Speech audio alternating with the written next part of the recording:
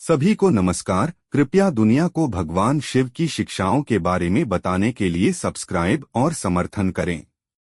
मनोहारी प्रेरणा से भरी एक कहानी, दिल की निगाहों को अपने लक्ष्य पर केंद्रित करें। समय के अनंत दौरान जहां देवता और मानव एक दूसरे से जुड़ते हैं, वहां भगवान शिव सत्य के शिखर पर चल रहे थे, जीवन की सत्यता को खोजते हुए। उनकी उपस्थिति में शांति और ज्ञान की किरणें घुलती थीं, जो कि धुंधले प्रकाश में चमक रही थी।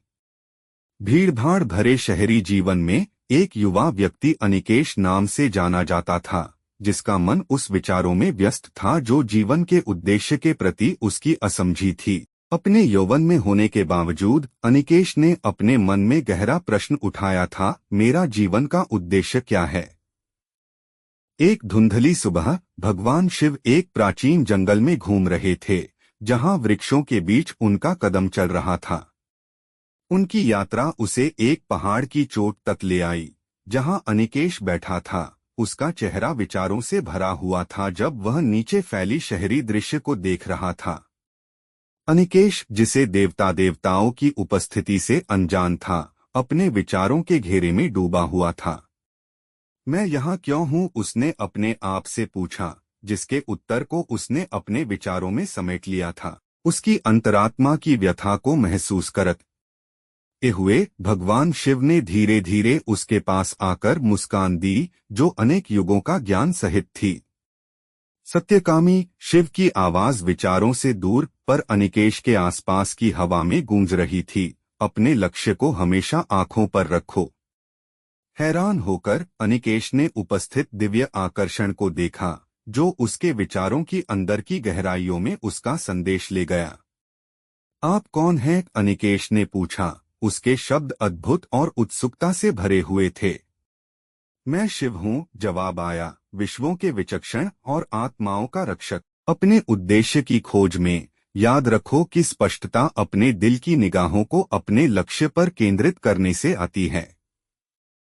इससे अपने जीवन के लबीरिंथ में तुम्हारा मार्ग प्रकाशित होगा।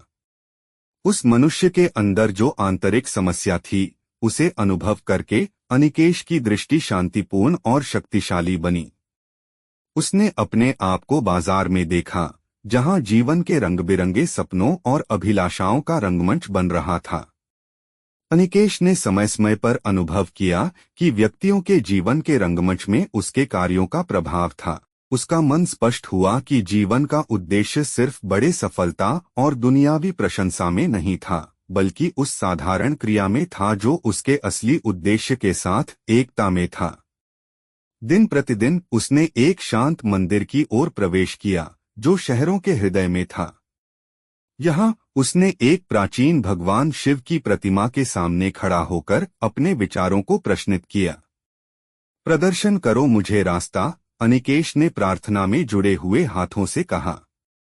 तेल की दिए की हल्की रोशनी उसने अपने आप को दिव्य उपस्थिति का अनुभव किया, जो कि शारीरिक दुनिया से परे एक विशेष प्रकट कर रहा था। एक तारे भरे रात के आसमान के नीचे अनिकेश उस पहाड़ पर लौट गया जहां उसने पहली बार भगवान शिव से मिला था। शांत विचार में बैठकर उसने एक हल्की प्रतिबिंब देखा, भगवान शिव की प्रतिमा, जो उसके साथ खड़ा था, दूर की दिशा के साथ देखते हुए। अनिकेश का मन आभार से भर गया जब उसने महसूस किया कि उसके अपने जीवन के उद्देश्य की खोज सिर्फ शुरुआत थी। शिव के मार्गदर्शन से प्रेरित होकर उसने हर कदम को समर्पित दृढ़ता से उठाया, अपने लक्ष्य को हमेशा अपनी निगाहों के समक्ष रखते हुए। जीवन के रंगमंच में जहां देवता और मानव अपनी कहानी को बुन रहे हैं, अनिकेश का सफर एक स्पष्टता और उद्देश्य के सिद्धांत का स्वरूप ले लिया था। भगवान शिव के ज्ञान के साथ उसने हर मुश्किल में आत्मविश्वास से दृढ़ता से उठाया, जानकारी लेते हुए कि सभी कर्म अंततः उसी के पास लौटते हैं।